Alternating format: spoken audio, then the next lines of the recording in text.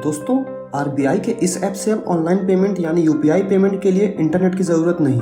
आइए पूरी कहानी जानते हैं। नमस्कार दोस्तों, द फैक्ट लैब में आपका स्वागत है। दोस्तों, कोलकाता ने हाल ही में अपने ईयरली यानी वार्षिक अंतर्राष्ट्रीय पुस्तक मेले का समापन किया है। बहुत सारी बुक्स थी और वहाँ हजारों बुक लवर थे। यह मेला बुक सेलर्स के लिए एक वरदान माना जाता है, लेकिन सब कुछ गलत हो गया क्योंकि खराब इंटरनेट कनेक्शन ने सारे शो को बर्बाद कर दिया। आइए जानते हैं कैसे।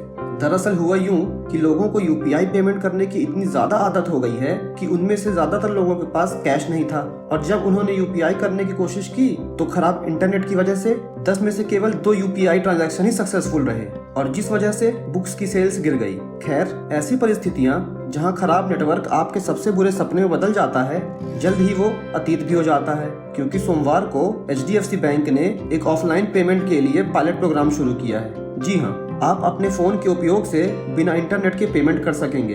अब आप में से कुछ लोग सोच रहे होंगे, वाह ये तो सही है, लेकिन पेमेंट लिमिट क्या है, यानी कितने तक का पेमेंट कर सकेंगे और आखिर ये कैसे काम करेगा। तो दोस्तों, यहाँ एक ट्विस्ट है। एनपीसीआई यानी national payments corporation of India के अनुसार ज्यादातर लोग जो यूपीआई का इस्तेमाल करते हैं उनके 50% यूपीआई ट्रांजैक्शन 200 से कम के होते हैं। तो इसके हिसाब से आप बिना इंटरनेट के 200 रुपए तक का पेमेंट बड़े आराम से कर सकेंगे।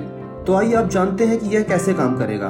दोस्तों, इसके लिए एक ऐप बनाया जाएगा और उस ऐप में वॉलेट बनाने का ऑप्शन दिया जाएगा। आप पैसे को वॉलेट में लोड कर सकते हैं और उसका इस्तेमाल कर सकते हैं, लेकिन आप वॉलेट में केवल 2000 रुपए तक ही रख सकते हैं। और जब आप किसी को पेमेंट करने जाएं तो बस ऐप को ओपन करिए, जो कि बिना इंटरनेट के काम करेगा, और सामने वाले के क्यूआर कोड को स्कैन करें और बस पेमेंट कर दें।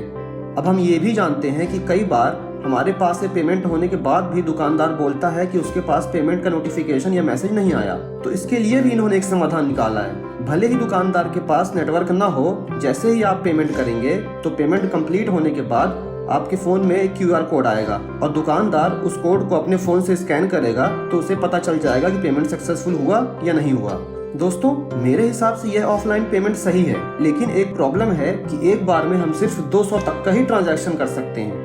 आपके मन में इसके लिए क्या विचार है, नीचे कमेंट करके जरूर बताएं। और अगर आपको यह वीडियो अच्छा लगा तो वीडियो को लाइक करके हमारे चैनल को सब्सक्राइब करें।